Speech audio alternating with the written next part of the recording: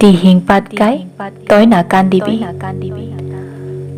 দিহিং পাত গাই তই নাকান্দিবি অ, তই কন্দা দেখিলে ৰব নোৱাৰো অ, তোৰ সেউজীয়া হাঁহিটো আজি কিয় সেমেকি গৈছে? দিহিং তোৰ মুখত আজি গানৰ সুৰ নাই, চৰাইবোৰেও প্ৰতিনিশা উচপি উঠে তোৰ বুকুত এই অত্যাচাৰ দেখি।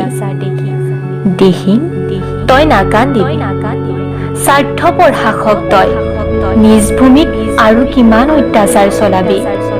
শুন শাসক, তই যদি জাতীয় নায়ক, তই যদি জননেতা, তেন্তে এয়া কি?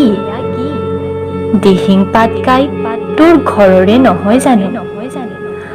আজি দিহিঙে বৰকৈ কান্দিছে অ, বন্ধ কৰ দিহিং পাটকাইৰখনন, কাৰ স্বাৰ্থত তই এনে হলি অ ককাই?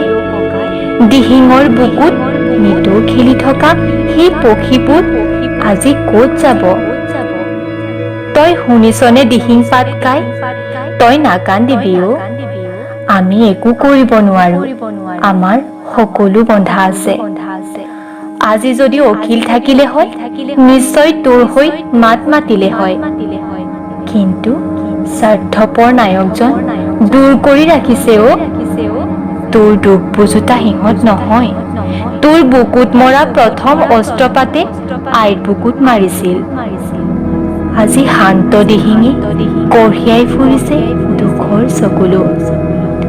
কোনে শুনিব, কোনে ৰক্ষা কৰিব দিহিঙৰ বুকুত এই অত্যাচাৰ? মানি নলওঁ, বন্ধ কৰ এনে অত্যাচাৰ, শান্তিত থাকিবলে দিহিং পাটকাইৰ সেউজীয়া হাঁহিটো। ধন্যবাদ।